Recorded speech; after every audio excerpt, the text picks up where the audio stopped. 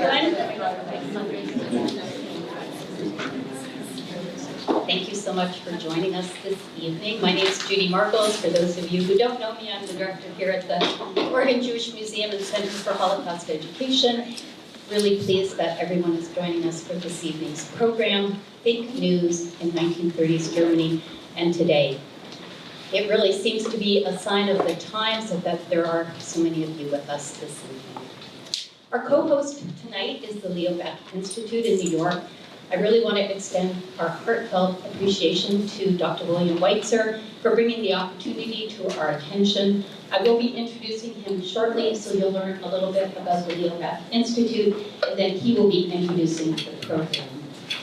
But really to start, I'm going to just read some remarks that were sent to us from the German Consul General in San Francisco, Hans Südbeck, known as Uli. I don't know if any of you have had an opportunity to meet the German Consul General, but he had sent these comments. He was unable to be with us this evening, sent these comments from San Francisco. I'm just going to read them.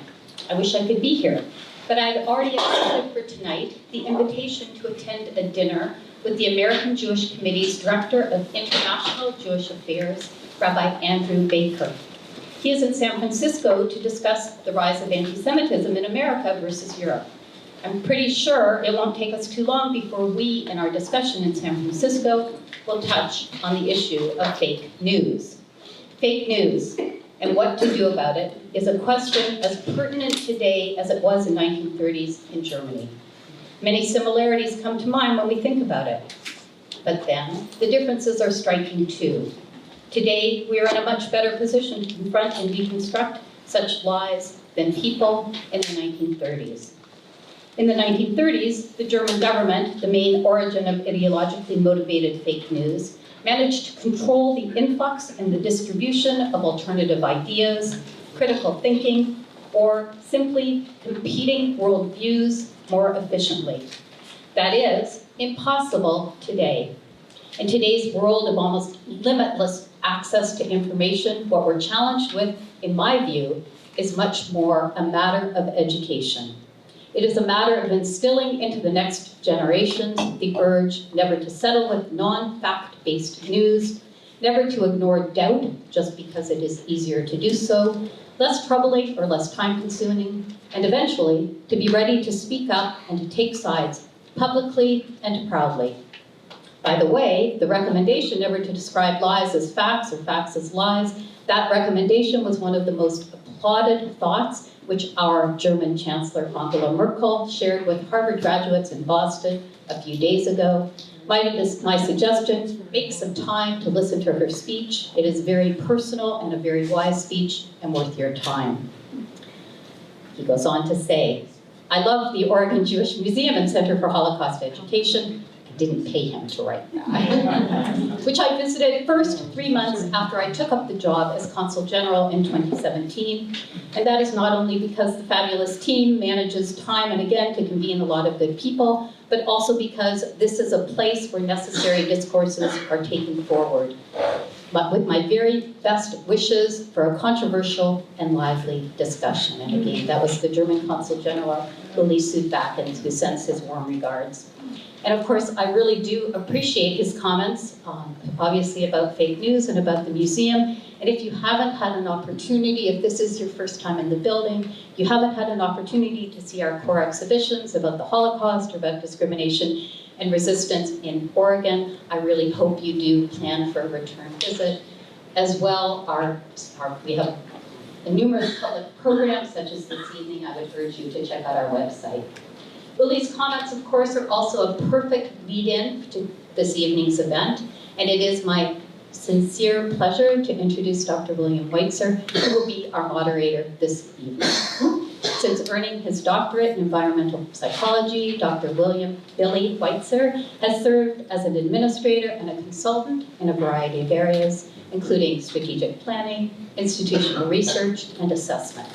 He has over 30 years' experience in university administration, spanning academic affairs and student affairs, budgets and finance, community relations and fundraising, institutional research, and assessment.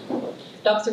Weitzer has served in positions at 3 academic institutions, as Assistant Vice Chancellor for Student Affairs at the University of Massachusetts, Amherst, as Senior Associate Provost and Dean of Continuing Studies at Wesleyan University, and as Executive Vice President at Fairfield University. Since the beginning of 2013, Billy has served as the Executive Director of the Baeck Institute. Founded in 1955, Baeck Institute has built a world-class research archive and library that has become one of the most important repositories of primary source material on the history of Jewish people in Central Europe over 5 centuries. As the Executive Director, Billy has responsibility for all aspects of the organization, from strategic planning to management to fundraising, and of course to creating wonderful programs like the one we're about to commence with this evening. Please join me in a warm welcome for Dr. Weitzer.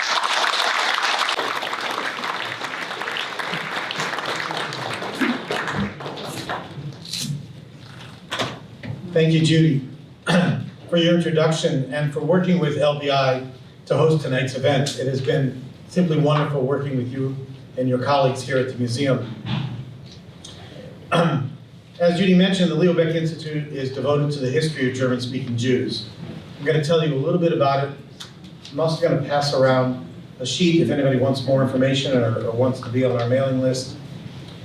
And before I forget, because I get so involved in talking about it, we love materials. So if you have or you know someone who has materials about Jewish history that should be in an archive, we are interested. Of course, we're not going to compete with the Oregon Museum, but in my view, materials need to be preserved. And it doesn't just have to be German Jewish. We're in an organization, as I'll explain, with other places. So these materials need to be preserved. This history needs to be saved, particularly, as we all know, where we're at this liminal moment. And those who experienced the tragedies of the mid-20th century will know, those witnesses will no longer be able to testify.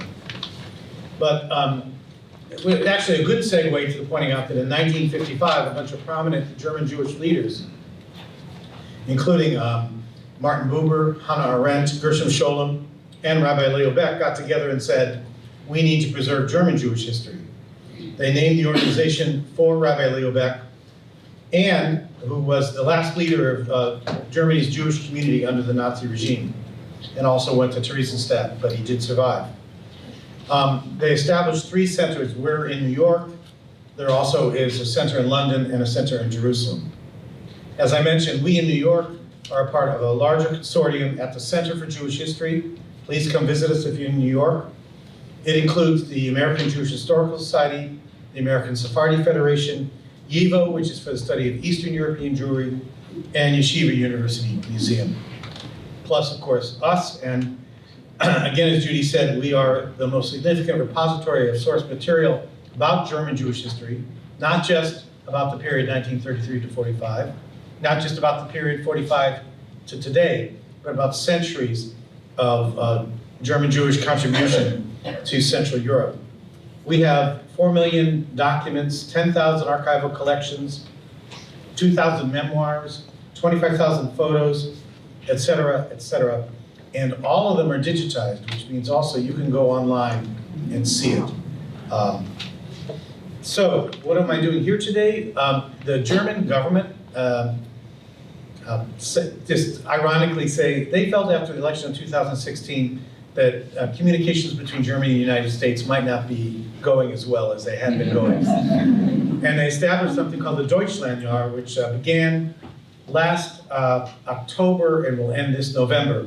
And they're funding hundreds of programs around the country to foster the transatlantic relationship, as they call it. Baeck Institute applied and said, we want to bring our program to 8 or 9 cities around the country. And it's thanks to them that this event is going on, and they are paying all of our costs. We've been to Miami, Atlanta, and Chicago, and we will be going on to Indianapolis, Cleveland, Cincinnati, Minneapolis, St. Paul, and San Diego. And it's just great for us to be able to go around and do. And if you know anybody in those cities, tell them to watch for us or to write me. Again, I'll pass around. You can fill out this form, or also my card is embedded in our newsletters, which are out in the back.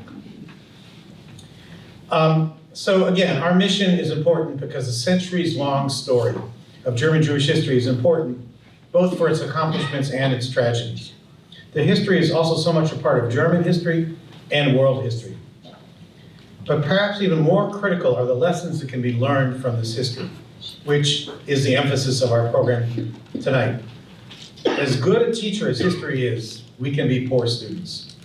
We can learn from similarities and differences, as the Consul General pointed out so eloquently. When we look at Germany in the first half of the 20th century, we can learn about the importance of democratic institutions as they were eroded, an independent judiciary, voter rights, and free speech. And that leads us to tonight's topic, where our speaker has chosen to focus on free speech and a free press through the lens of fake news. So I'm going to introduce our speaker, Stephen Wasserstrom. He is the Mo and Izetta Tonkin Professor of Judaic Studies and Humanities at Reed College. Many of you probably already know him, since he's been here since 1987 after earning his PhD at the University of Toronto. The author of numerous books in Jewish studies and the history of the study of religion. He's also been an invited fellow in Jerusalem, in Berlin, at Princeton, and he's presently working on a study of Hans Blumenberg's philosophy as the expression of a German, there's a word missing. As a German Jew, that's the word that's missing. Thank you. After Steve speaks, I will join him, as will Friderike Heuer, who will be on a panel. Friderike was born in post-war Germany and trained as a lawyer. After she came to the US, she got her PhD in experimental psychology from the New School for Social Research. After teaching for 15 years at Lewis and Clark College and doing research focused on memory of emotional events, she retired in 2004 to pursue her interest in the photographic arts. So again, after the lecture and the panel discussion, we will take a few questions, and there will be additional time for questions and discussion at a reception that immediately follows. Steve, please.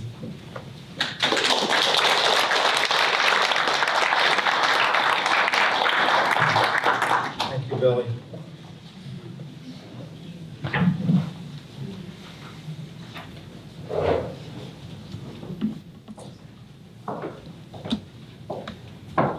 My thesis tonight is simple. Fake news isn't merely harmful to our political discourse. More importantly, it is intrinsically insightful. The claim of so-called fake news, particularly in my focus this evening, which is on the protocols of the Elders of Zion, is not about arriving at the truth that has nothing to do with news or the truth. It is, on some level, a call to violence. Now, let me try and persuade you of this thesis. Conspiracy theory, which is my topic tonight, specifically the protocols of the Elders of Zion, is not, of course, as you know, not actually a theory, but it doesn't really interpret the world as you might think. It over-interprets it. And then it weaponizes that interpretation.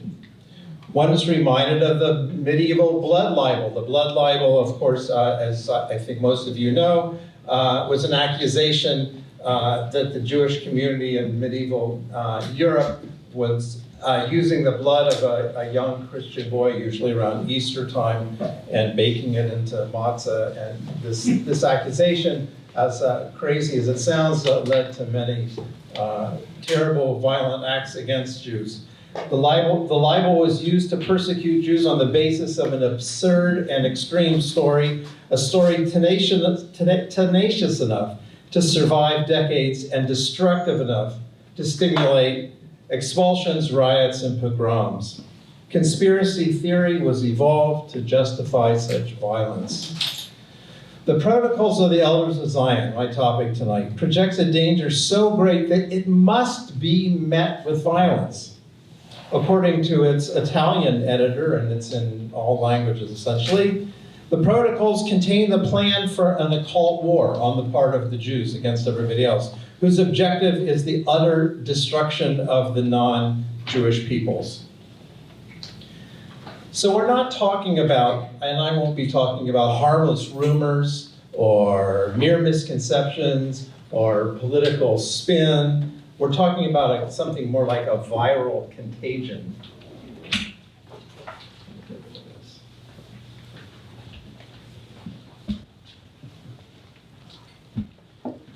Any adult knows things connect to other things in ways that can seem uncanny, maybe weird, perhaps even mysterious. But when you catch the virus of conspiracy theory, a momentous realization seizes you totally, like an aha shiver down your spine, that secret forces are manipulating you and me and everyone. This spooky overinterpretation of the world, again, crazy as it might seem, it's extremely popular, connects every point with every other point so that everything is clean and clear. It gives you a single answer to all your problems and thus gives you a perfectly coherent universe. You can't acquire this serenity for free, however.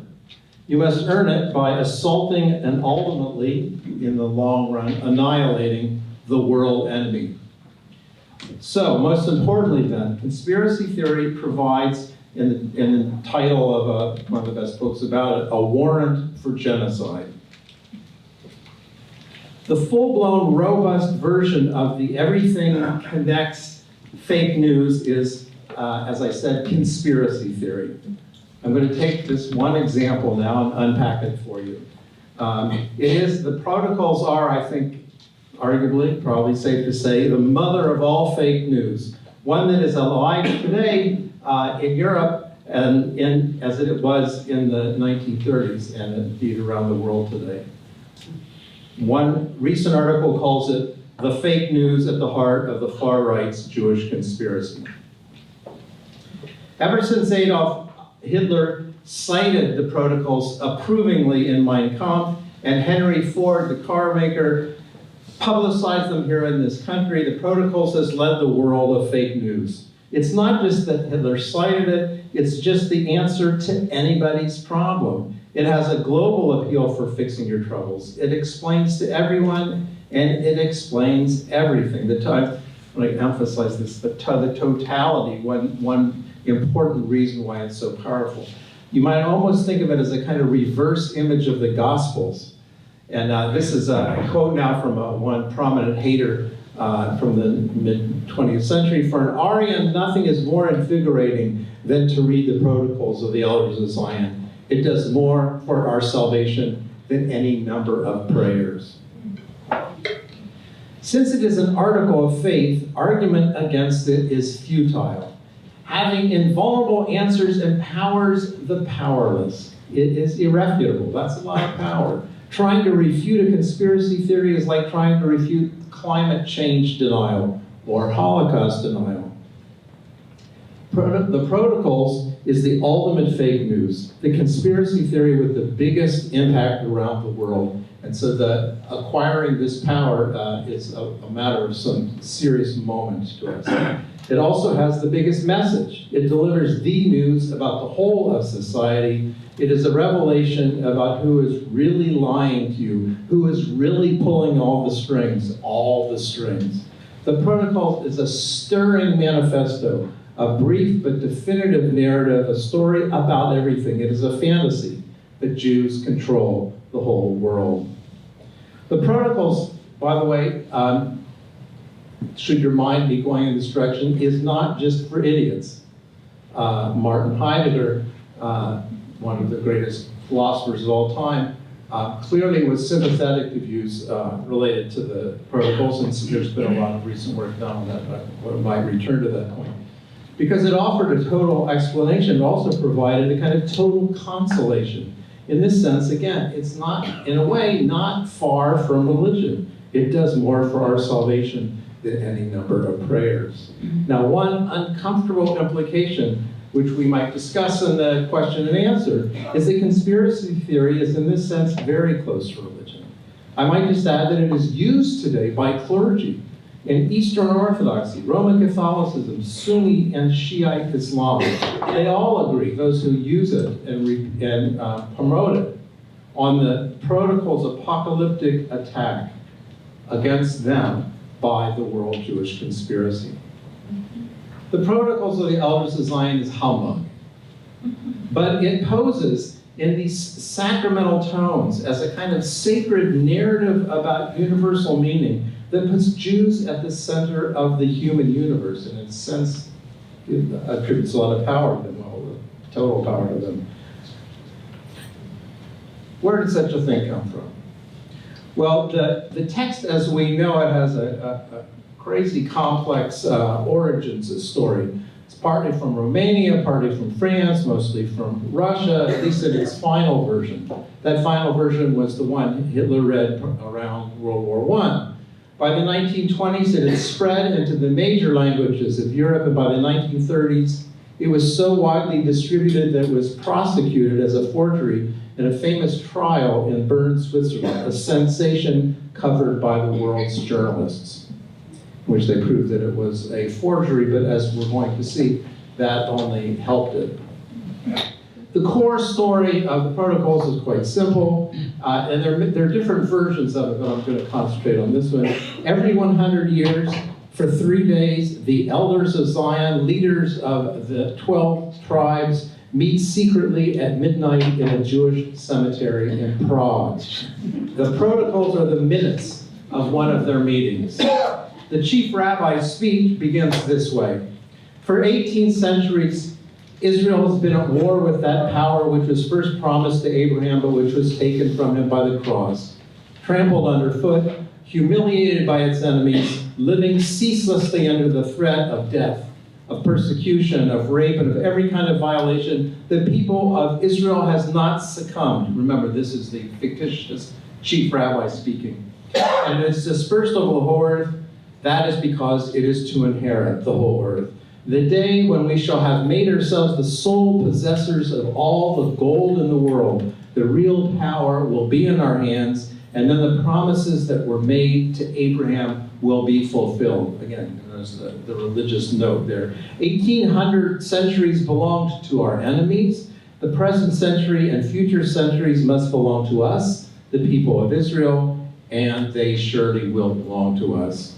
Now, for the 10th time in 1,000 years of terrible and ceaseless war against our enemies, the elect of a given generation of the people of Israel are gathered in this cemetery. Each war, each revolution, each political or religious upheaval brings us near to the moment when we shall attain the supreme aim of our journey. We will be able to make the masses rise when we want. We will drive them to upheavals, to revolutions, and each of these catastrophes marks a big step forward in our particular interests and brings us rapidly nearer to our sole aim, world domination, as it was promised to our father Abraham. So, Jews in the protocols plot secretly in a cemetery at midnight to control all aspects of life. They are both communists and capitalists. They run trade unions and stock exchanges. They preach market oligarchy and socialist egalitarianism. Whatever works to control all the little non-Jewish people. Whatever works for total world domination.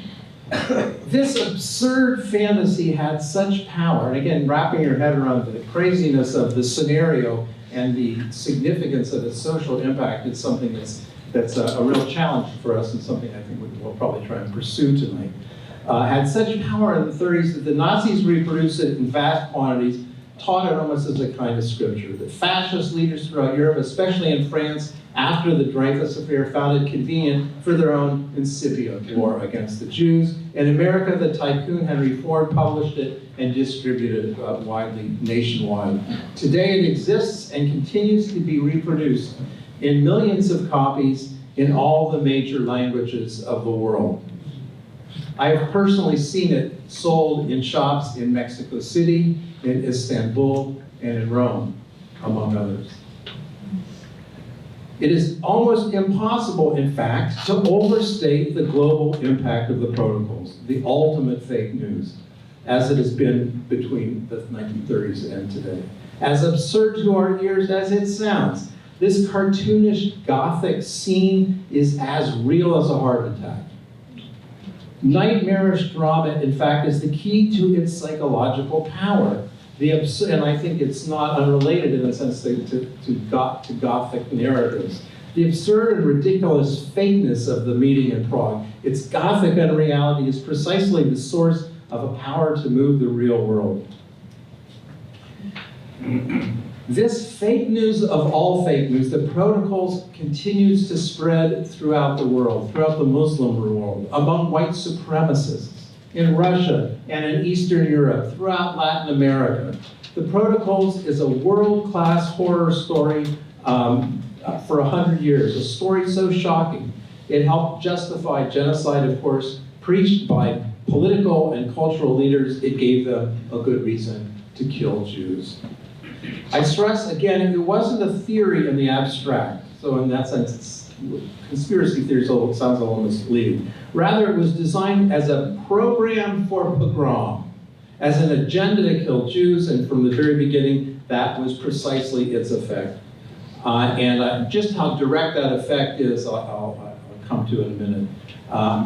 There's a handout in which I give you more resources if you want to follow up on some of what I'm going to say. Even with all that, we continue to learn new things.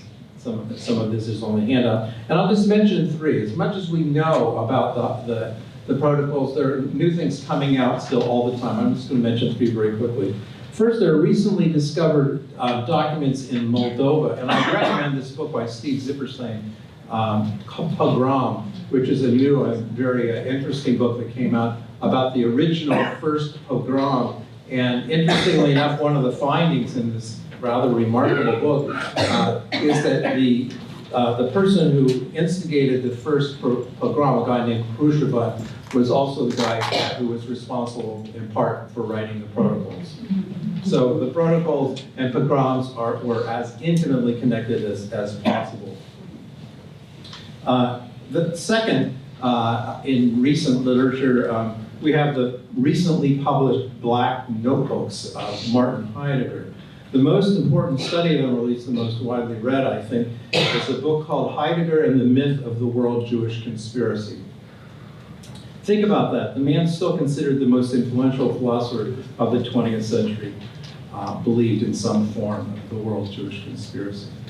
Third, it continues to stimulate the imagination. I recommend to you the award-winning graphic novel, The Plot by Will Eisner, a wonderful book and one of the original graphic novels about the protocols, and a diverting and rather delightful novel by Umberto Eco, The Prague Cemetery. Now, as I noted, its power is found in its irrefutability. For its proponents, it doesn't matter if it's true. What matters is, as Stephen Colbert put it, it is truthy. And I'll give you a few examples. It's rather remarkable, and I've gathered these for you, how many leading proponents of the protocols have made a point of saying it's a forgery, and then propagating it. So this is, first of all, Nilus, who is one of the original one of the original writers responsible for it. One could correctly criticize us for the apocryphal nature of the document, but if it were possible to prove its authenticity by way of documentation or witnesses, we would reveal the faces of those sitting on the top of the world conspiracy, pulling the bloodied strings, and then we could defeat the Antichrist. The same character, Nilus, said elsewhere, "Let us admit that the protocols are a forgery. Cannot God make use of a forgery?" Henry Ford said, "The only statement I care to make about the protocols is that they fit in, that they are, in a sense, really true." And then there's Hitler himself.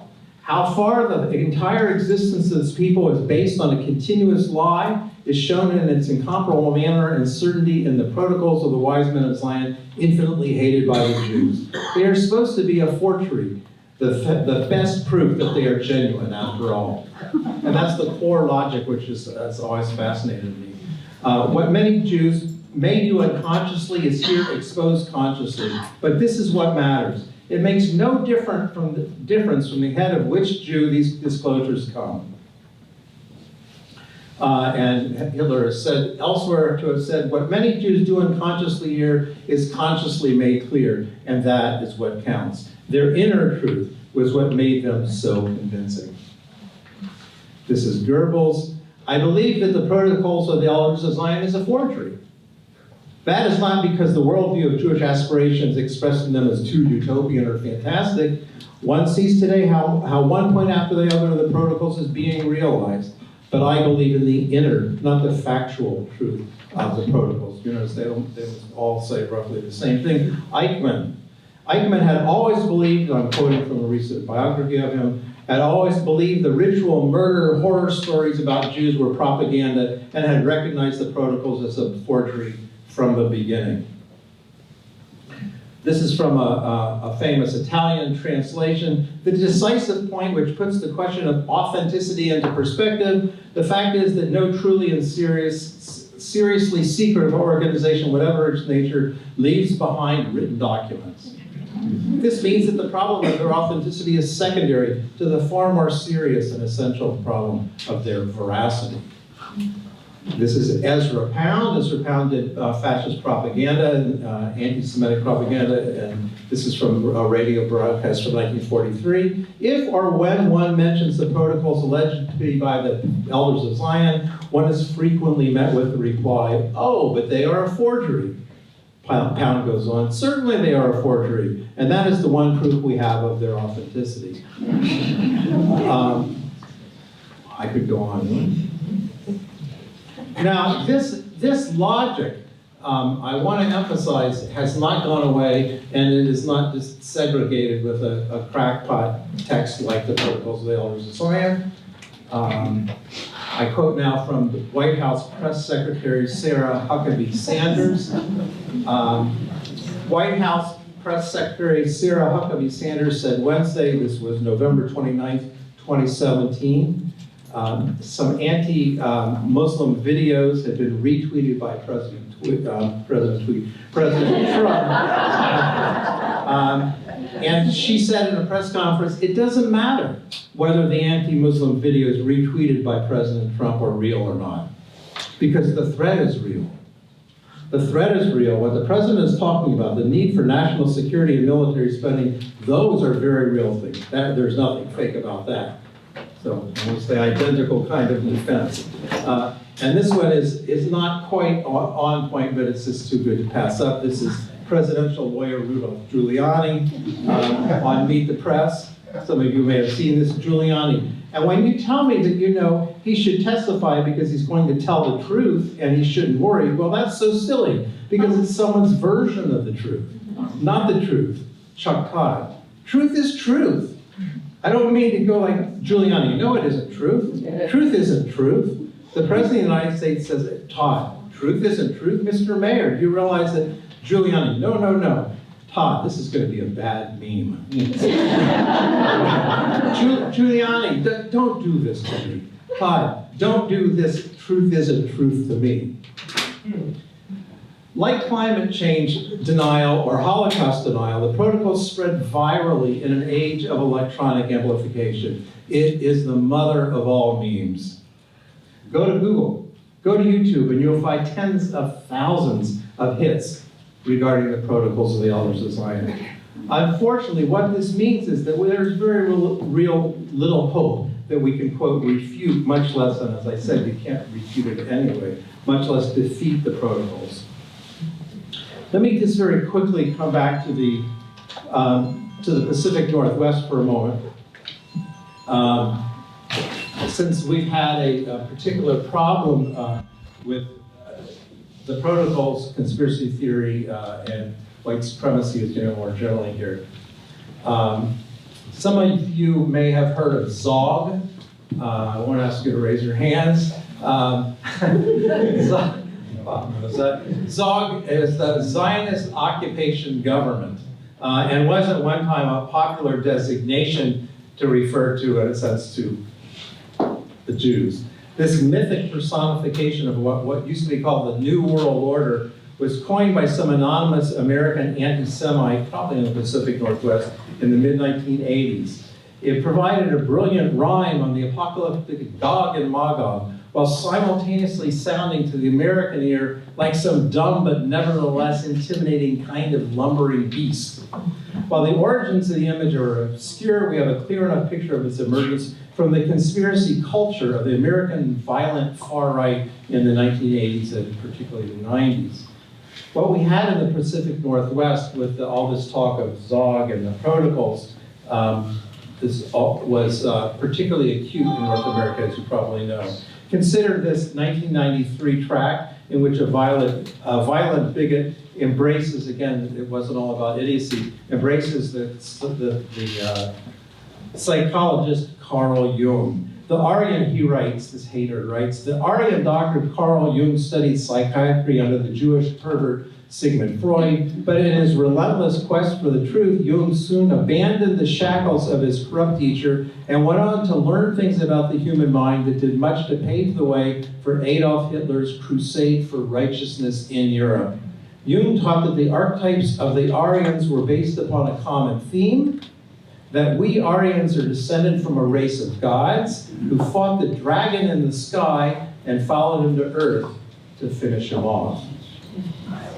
These instigations were well known to Timothy McVeigh when he detonated the federal building in Oklahoma City. In Pittsburgh, recently, as we all know, the synagogue shooter felt a similar sense of urgency.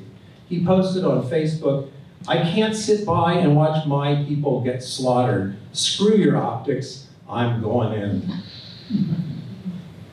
Our challenge as citizens is this: overblown and flagrantly ridiculous myths must be taken seriously. This is especially true in our region where white supremacist myth goes beyond even the protocols. I'm going to give you just one example from a hateful ideology called Christian identity. Christian identity developed the forces in which the forces of Satan were identified as a Jewish cabal, so that the conspiratorialism of the protocols of the Elders Design were subsumed under a more comprehensive concept of Satan's struggle against God. In all these cases, Jews are made scapegoats. The protocols provides a mythic ammunition for an insurrection that must lead to the final war of all wars.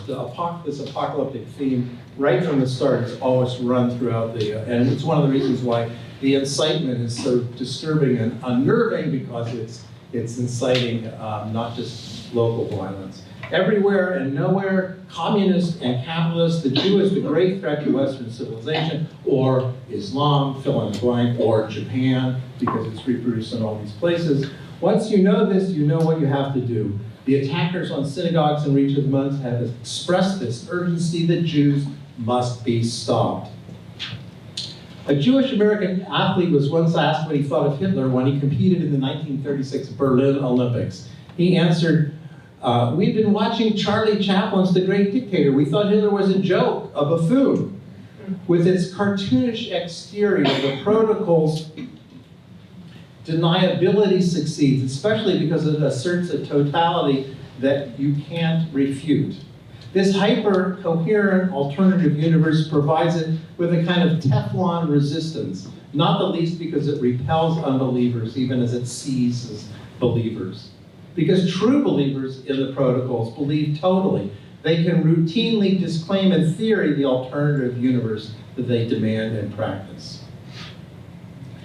It's been called a paranoid myth, and it's been described this way. This is the final horror of the myth. It becomes self-confirming. This is, again, that logic. Once you are entrapped in this illusionary universe, it will become reality for you. For if you fight everybody, everybody will fight you, and the less mercy you show, the more you commit your side to a fight to the finish. When you have been caught in this truly vicious circle, there is no escape. Unquote. Okay, why the Jews? The protocols among other things, connects the biblical tribes with present capitalism as if the Jews are always and everywhere. It shows their vicious plot against non-Jews, and I quote, this is from protocol number 11, "The Goyim are a flock of sheep, and we are their wolves," and you know what happens when the wolves get hold of the flock. Jews are not merely beasts in the protocols, but they have a godlike power that the protocols themselves call satanic. In that sense, it seeks to eradicate, you might say, or replace the monotheistic God. What is to be replaced? You might ask more generally, what is this effect supposed to be? The crucial point, I think, is that the revelation of the protocols relieves anybody's unease, any local dissatisfaction, which can be economic, it can be political, cultural. You have your personal itch, something that bugs you, unhappiness with society. Well, the Protocols offers a global explanation. Such political mythology invests the merely political with fantastically grand meaning. Your local enemies, whoever they may be, are now agents of the satanic Jews. They are radically evil. That is so much more interesting. In the world of the Protocols, the Jew seems to be everywhere and nowhere. This unsettling placelessness is uncanny, disturbing, monstrous. The ultimate enemy is everywhere, is always near, and wants to kill you. Your world becomes much more interesting. Okay, let me move to my conclusion. Perhaps and I really like this example, perhaps the purest variation, the most lively variation on the Protocols today is that relating to George Soros. Soros, I think as most of you know, is a Hungarian-American financier who's donated many millions to building democracy in Eastern Europe. The authoritarian leader of Hungary won his office by directly campaigning against Soros. The result was, and I quote, on December 3rd, 2018, the Central European University in Budapest was founded and funded by Soros as a bastion of free inquiry in Eastern Europe. On December 3rd, 2018, the university announced it would cease operations in Hungary and relocate to Vienna after the Hungarian government's refusal to sign an agreement allowing it to continue operations in Hungary. Remember, this is after Orban had run against Soros in a sense. The Guardian ran this headline, quote, "Dark day for freedom, Soros-affiliated university quits Hungary. Central European University is the first major university to be pushed out of an EU country." 6 months later, on May 13th, 2019, US President Donald Trump hosted Hungarian Prime Minister Viktor Orban at the White House. On May 25th, a week later, 2019, Central European Universities announced the opening of its Vienna campus. Now, as far as I know, it's not clear whether or not they're going to close the Budapest campus or have two campuses, but the point is clear. Give you another example closer to home. The potter Hans Koper is being exhibited in this very building, and I hope when you get the opportunity, not tonight, but when you have the opportunity to come see the exhibit, it's really wonderful. I encourage you all to visit it. Koper was a German Jew from Saxony, a province presently wrenched by the Alternative for Germany, the extreme right-wing party. Some of their present leadership, especially one Wolfgang Gideon, have defended the Protocols of the Elders of Zion as being real. My conclusion, when demagogues from Hitler to Orban to Gideon claim that it's all a hoax or it's all fake, whether about CNN or the Central European University, whether about Bob Mueller or George Soros, the rule we should follow is ironclad. A big lie is a lie, and it should be condemned as a lie. Remember, as I'm sure you all do, Hitler's Mein Kampf. The great masses will more easily fall victim to a big lie than to a small one. Now, this might seem a trivial conclusion about Hitler's big lie, but the Protocols, which are deployed by Christians and Muslims, by left-wing and right-wing anti-Semites, stands out as unique. Its broad appeal and its longevity and its depravity demand that we keep doing what we are doing today, and that is to loudly condemn it as a hateful, weaponized big lie. Thank you.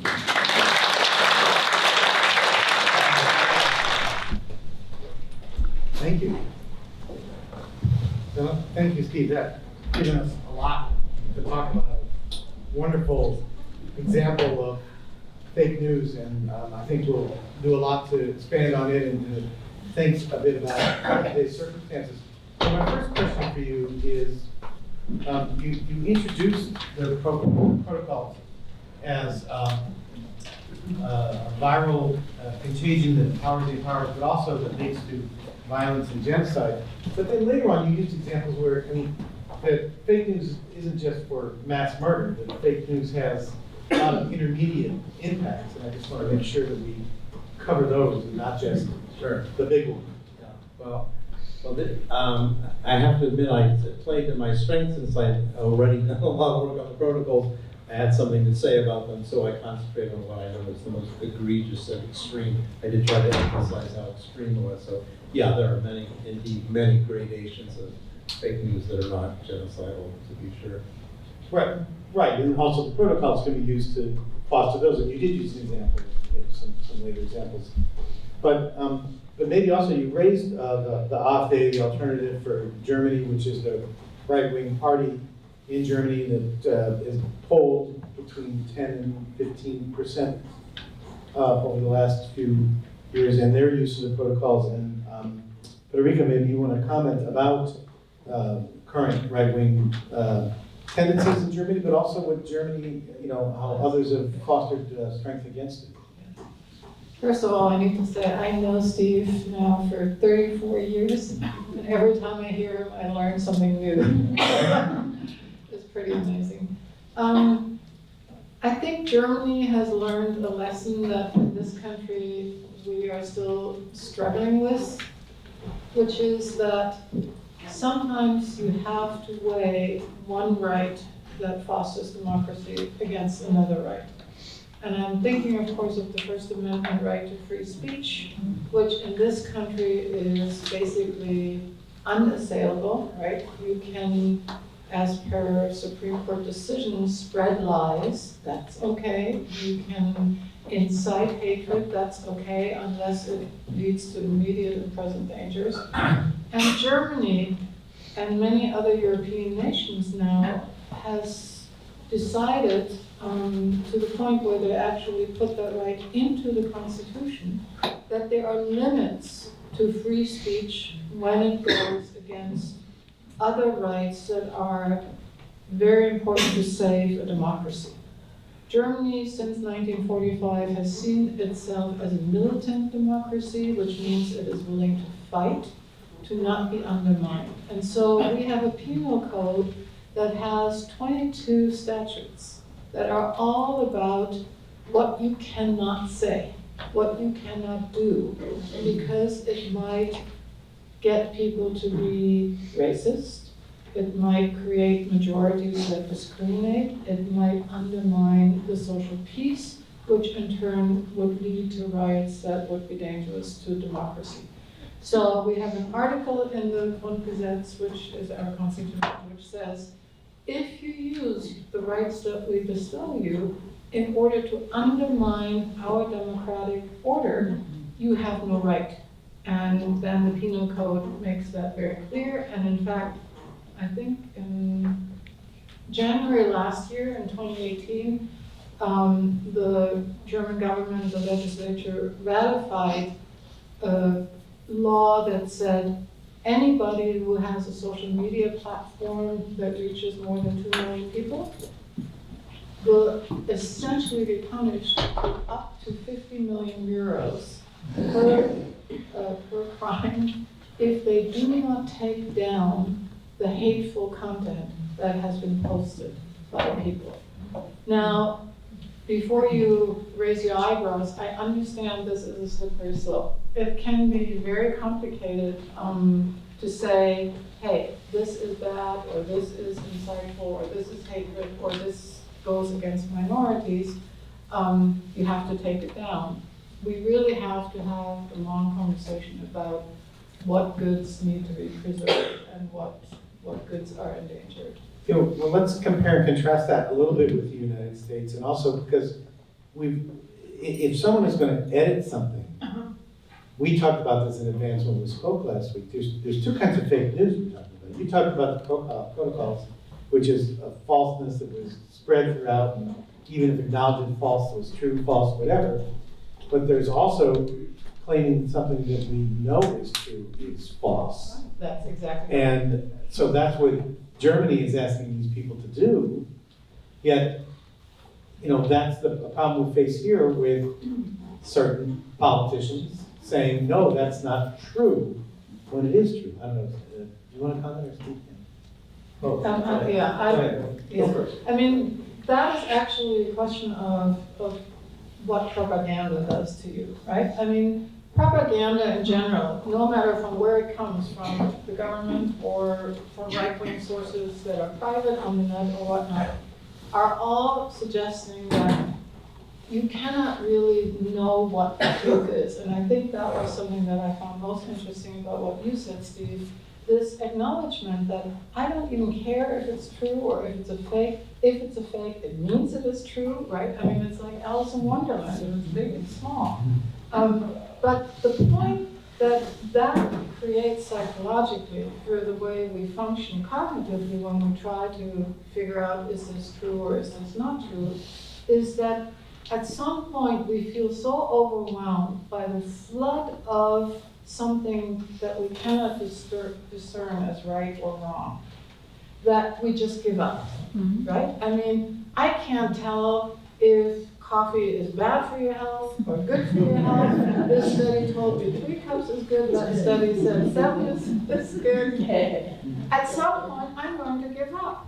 And the next point is, if it's not just coffee, but it's Jews, or it is climate change, or whatnot, when I give up, trying to figure out what is, evidence-based, what is scientifically sound, because I think they're all lying anyhow, because that's what I experience every day, people lying to me, up to my president, or your president.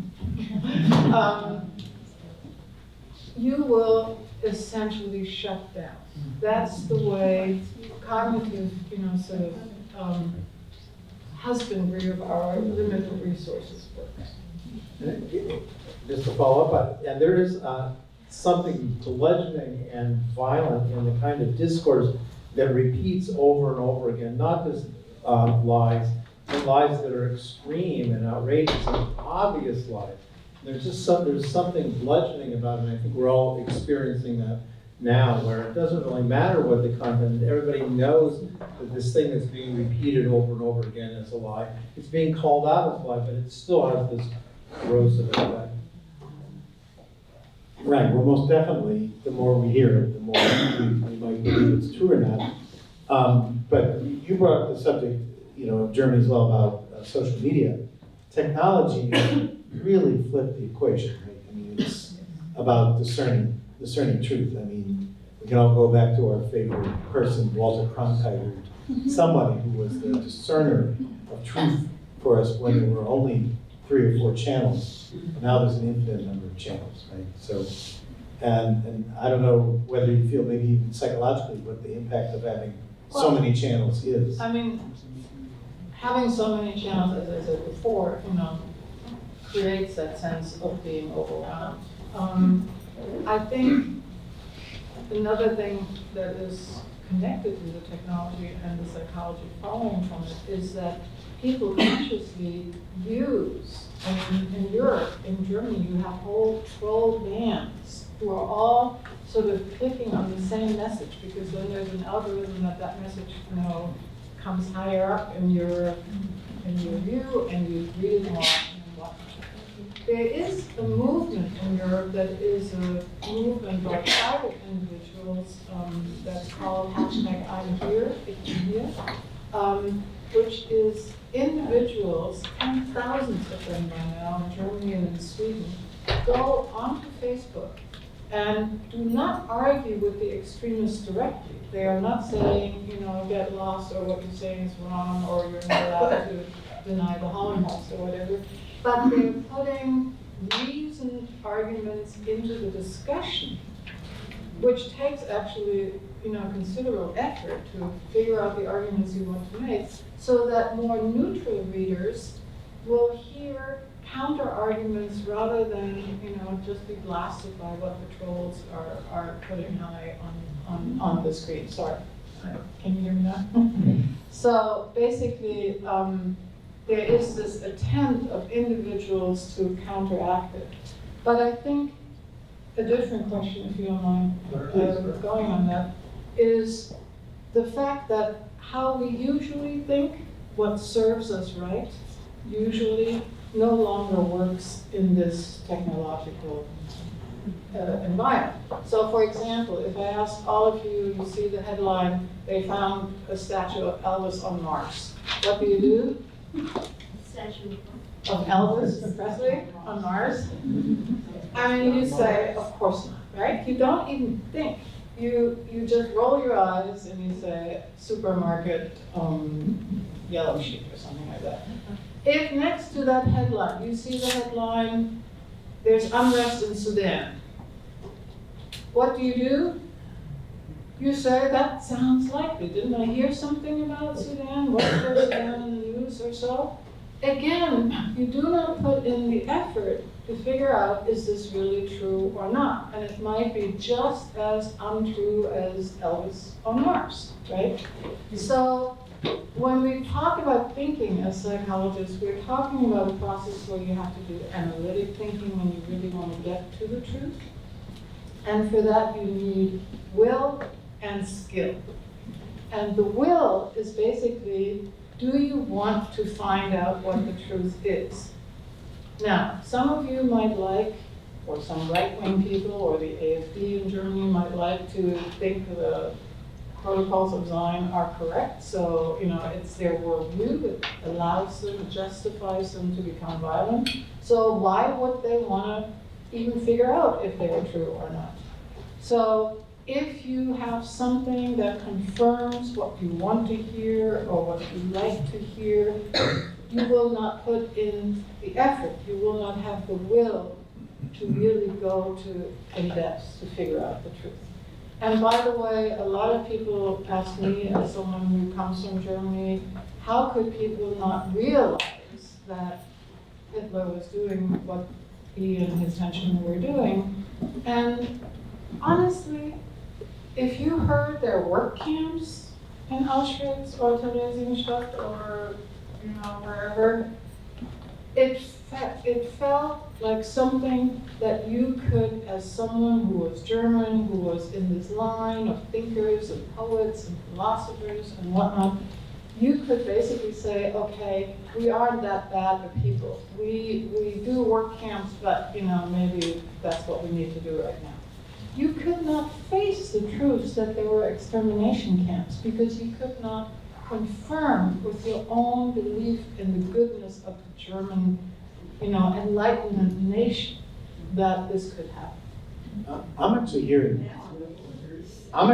two different things. They don't have, just like fake news, they could both be right.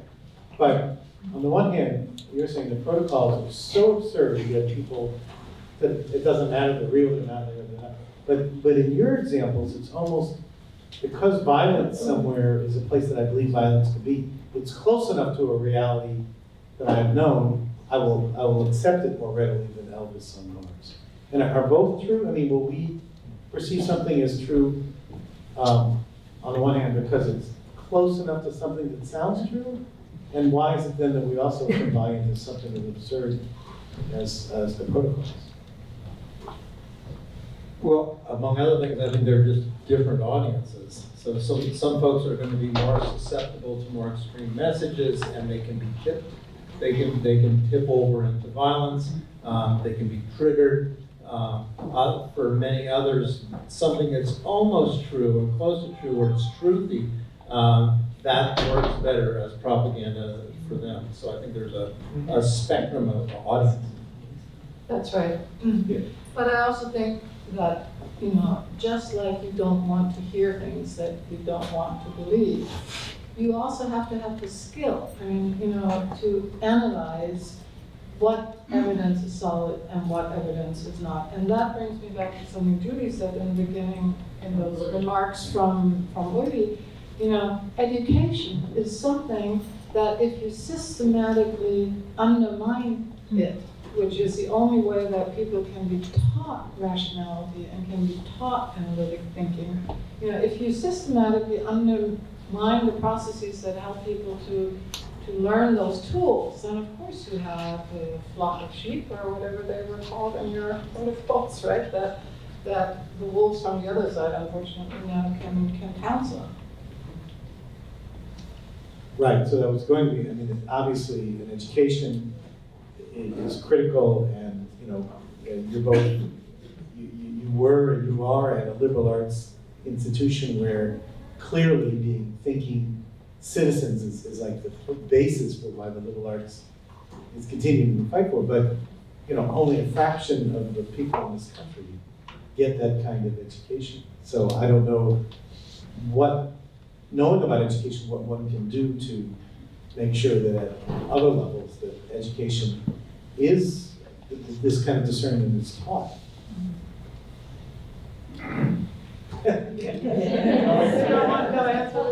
Well, I mean, it is, as so many things, a question of how do you organize an educational program. For one thing, you need to have educated teachers, motivated teachers, they need to be paid right? I mean, it's a question of where do you allot resources for education.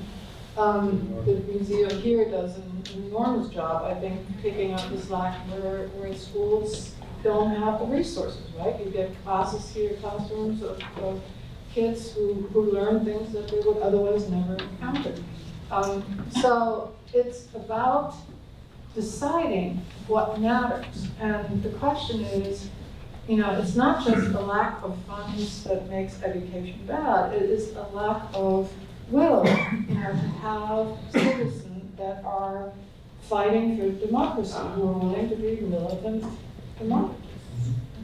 Just to follow up on your earlier example about the trolls, I've spent my life in higher education, believe that education makes good citizens, all those, the educational mission of a place like our college, where you worked, and I still passionately believe that, and what alternatives are there? However, I think the one thing that I can add is that we need to continue to evolve, and what we thought we understood to be reading deep old books and reflecting on them, and that's going to be sufficient, isn't sufficient anymore. It's a very much more complex and fast-moving universe.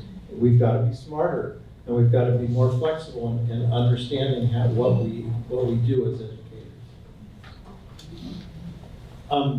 So before we turn it over to the audience for some questions, let's focus on one other example that Friderike might want to comment on, because it's almost real news, but then it's how do people interpret news. So in Germany in the last few months, there was one individual who we believe was attacked because he was wearing a kippah. It turns out he was an Arab Israeli, right, that was wearing one in support for Jews in Germany. And then the lead official in Germany in charge of fighting anti-Semitism was quoted as saying that maybe Jews shouldn't be wearing kippot in Germany because it wouldn't be safe for them. That's right. It actually was an uproar. The incident with hate, against someone wearing a kippah was not an isolated one. That was one of the ones that stood out because it turned out it wasn't a Jew. But anti-Semitic violence against persons has really skyrocketed. It used to be, cemetery problems, or it used to be your tires of your car in front of a Jewish preschool, were slashed or something like that. But now it is physical attacks on people. And of course, Jews are not the only ones. Muslims are equally attacked. So are the Vietnamese, so are West African immigrants and refugees. The climate has become more violent. But the uproar was, of course, how can a German government official, who is the representative of the House, of Commons or whatever you call it, say you shouldn't wear a kippah. And there was a government appeal, like 5 days later, where other government people said, we all should wear kippah or something, which is sort of ridiculous, right? I mean, nobody is going to do it. German people are not going to go on a Saturday onto the street and wear kippah. Rabbis from the Zentralrat der Deutschen Juden, the Central Committee, said, we have to be aware of when we work people, when we don't work people, but there should not be guidelines to say you can never do it. The whole thing, I think, encapsulates what Steve again said in his talk, that these incitement towards violence is starting to take root. There is a disinhibition going on with the election successes of the AfD, supported by their international friends, Bannon, traveling around and giving workshops on how to fight the Jews or, whatever he's doing. The disinhibition towards action is clearly visible in Germany. And people are clueless, and that's when they come up with these not well thought out proposals. Right, although I don't want to get into a long debate with you about this, and we didn't talk about this ahead of time, but, and this is not just because the German government helped pay for this event. The German government takes great responsibility. As you say, they created a democracy that was designed to keep from happening what happened in the first half of the 20th century. And they actually support about 30% of the Leoben Institute's budget out of responsibility, out of pure responsibility. So they are working really hard, and I think are doing as good a job in Europe as many other countries, and probably doing as good a job as we are in the United States. I mean, we're not immune from this violence. So when you use Germany as an example, I just want to make sure that we understand that it's very broad. And just to end with one other ironic truth or fake truth is this AfD that we've been talking about, the Alternative for Germany, the right-wing party, is recruiting Jews. The neo-Nazis are recruiting Jews, telling them we're your answer to the threat, which is this Islam. So it's a crazy world. So we're open to questions. Do you want to use this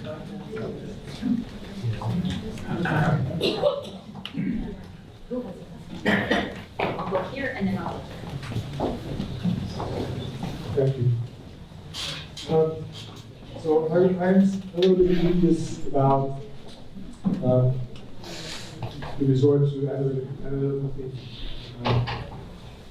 The Social Democrats attempted to counter Nazi propaganda in the 1920s and 30s by relying on reason, nationality, and utterly failed.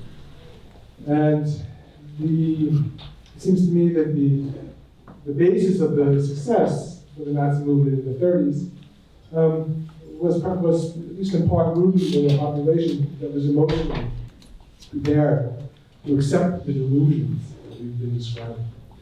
And so I'm wondering if a different kind of answer might be over the long haul more effective. And I'm thinking about this in part because the other night on the news, I heard a woman named Mariana Williamson speak, who's a psychologist. And she's running for president. I didn't know that, I'd never heard of this woman. But she made an interesting point.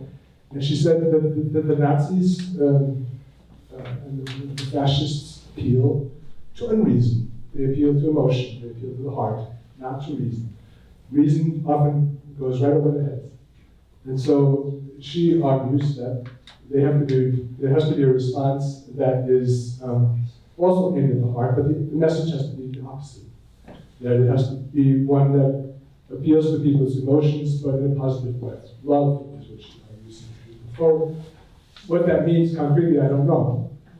But I'm a little bit dubious about the fall back on reason.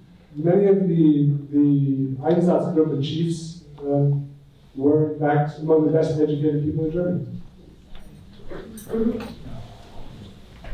Well, I think you would answer just in the sense that, the protocols, he's absolutely right about the protocols, right? How they appeal to people's some visceral hatred and sense about that. But I don't know if you have a view about how you fight that emotionally or not. Well, this is a very difficult question, and you're right. And in some of the work I've done recently mentioned the Einsatzgruppe. It's really a little bit overwhelming when you start to get into the percentages of the leaders of the killing squads who had doctorates. Not only that, who went on to become distinguished scholars for many decades after the war.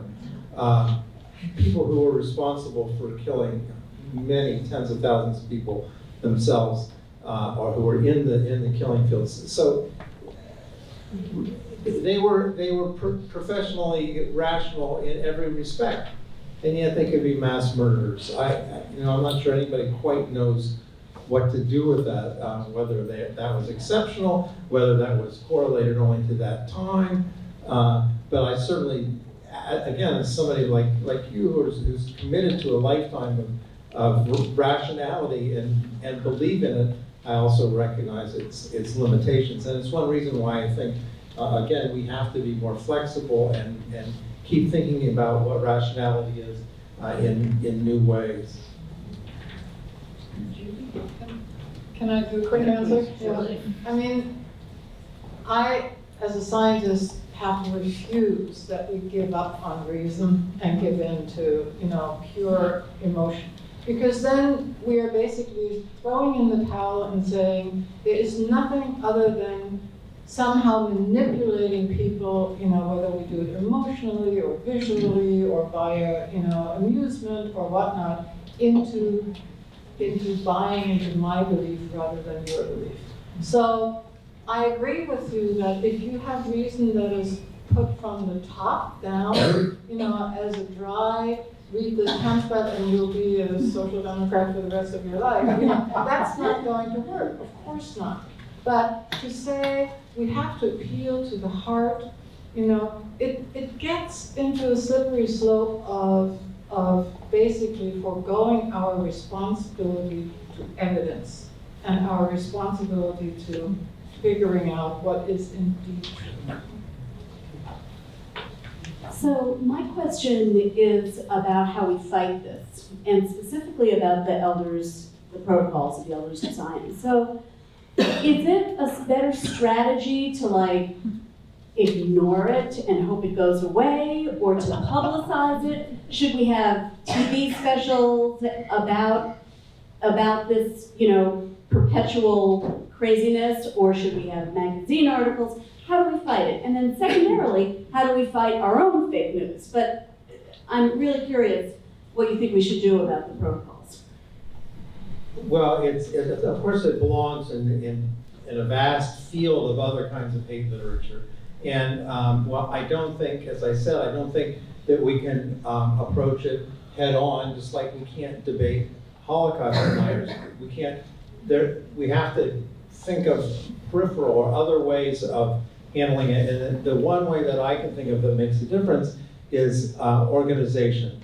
That we're working around it collectively through education and through other forms of organization to get folks to see what this is. But dealing with it directly head on with these folks it's not worth the time. It's not going to change anybody's mind. There are folks who really believe in the protocols or deny the Holocaust. They're already dug in. They might as well deny the existence of Australia, right? There's just no room for debate. Should we expose it? Well, yeah, that's an interesting question. When you fight something, you give it oxygen, perhaps. But opposite where Friderike is, because of talking about Germany, where they have taken a different approach, which works for them. As a First Amendment absolutist, I think let things see the light of day. Don't try to censor things. You're calling it out, and some people are going to go watch it and like it, but we can't shy away from what's out there and calling it what it is if it's a lie. It's the free speech view. Well, Steve, I'll remind you when we were in Mexico City, we thought about buying every copy of the Protocols of the Elders of Zion and putting it in the trash. So one idea that crossed your mind. Who has a question? Hi. I'm an indivisible co-organizer, and I work really hard to actively resist the Trump agenda, and I'm very concerned about what's going on, and I have people with me here today who are members of other activist organizations, and one of the tools that we found really helpful to answer your question, not only to resist but to persist, is to, if you've heard of George Lakoff, he writes, oh God, the name of his book is, yes, yes. He says in order to not propagate take all the air in the room and to continue to repeat the messages, is that you construct a message that is where you want to go. And this is where your love thing comes in, and your reason. And you continue to fight the message by creating a message that takes you and a people and eventually a country or a society to the place you want to go. And you invest in that, and you propagate that, and that's what you put out. And pretty soon it's kind of like how you kill weeds in a garden, not necessarily by picking all the weeds, but by planting beautiful flowers or planting something that grows readily and profusely. And pretty soon you don't see the weeds anymore and the weeds die. I'm not saying that's going to happen or that it's easy, but if you could purchase that book and do a dialogue with people over internet or in a meeting and construct the kind of messages that you want around the things you care about, whatever it is, and just like ripple that effect out there, you'll be doing, like, that's your part. What's the name of the book? What's the name of the book? Don't think of an elephant. Don't think of an elephant. Are you thinking of an elephant? You Right. can also watch the Harvard Rage. Oh, yeah. Mm-hmm. I don't see any other questions, so we're very happy to get. Oh, there's one. Here we go. I just want to mention that that your captive audience, which is our kids, college kids, are being subjugated to propaganda that is so virulent and so subtle that we're not even able to deal with it. I mean, that it is. So, we're not on the mic, but just to repeat, you're talking about young people, college people are subjugated to all kinds of information. Well, I'll give an example. There was a speaker on the radio, Ray Sabdi, and I believe it was on the World PBS program. And it turned out he was a Middle East professor at the Middle East Center at Duke University. And he ended his rather sly presentation with listing dictatorships. And he started with Netanyahu. So this is an Iranian, he's teaching Iranian history. So I sat down and emailed the university president.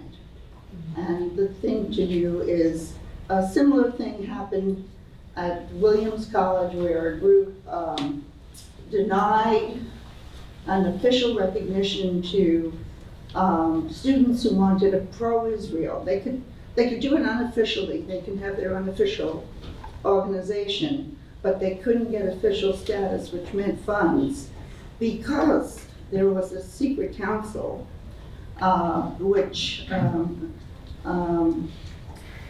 actually didn't even exist when my son and granddaughter went to Williams. They were mystified by this council. In any case, they vetoed. Yeah, let me just say, respond to that. I think you're absolutely right that college students are confronted with these things. But, and you mentioned that your son and this has been going on since I went to college and when all of you went to college. Yes, and he said so too. You know, so it's not just about, Exactly. I mean, there are controversial views that college students are gonna run into when they arrive. And right now, it's very, very difficult for in that respect, but it's not a new problem at all. Well, BDS is another threat, and it's pretty virulent. Understood, but this has been going on as long as colleges exist, and actually, it is the great venue where 18 to 22-year-olds can grow up and learn to view facts and fake news and come up with their own views. But I agree with you, it's not easy. We'll take one last question.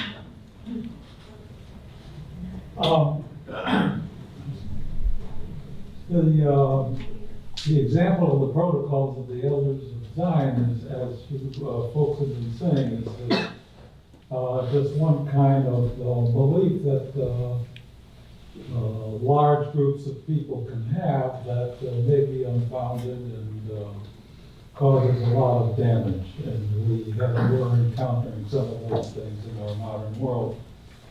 And there's one ingredient in discussion that it surprises me that I rarely see thrown in to the argument in any of these examples, and I wonder what you think of the possible efficacy of this ingredient, and that is to ask the people who hold this belief what kind of evidence, what kind of fact could be presented to them that would cause them to have doubt about their belief.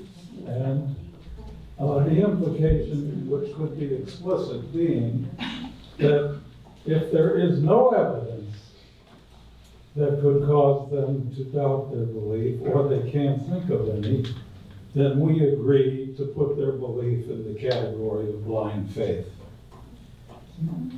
I can tell you from having dealt fairly extensively with some pretty extreme characters that it won't work. With all due respect, I'll give you an example. I saw the Holocaust denier David Irving here a number of years ago, and he said, you know, all these survivor stories from the Holocaust, they're not reliable. Why? Because they're being paid by the Israelis and the Germans for reparations. They're just saying this stuff for money. And then he said, let me tell you a verifiable story. Adolf Eichmann went to one of these killing pits, and he said that after the shooting, that some of the brains spattered onto his greatcoat, and his chauffeur had to wipe them off, and then he paused for effect and said, you don't make up that kind of detail. As if Eichmann was a real source, a veracious source, but the survivors weren't. So you can't debate with that. Well, I thank our panelists. You did a great job, and I thank you for your questions.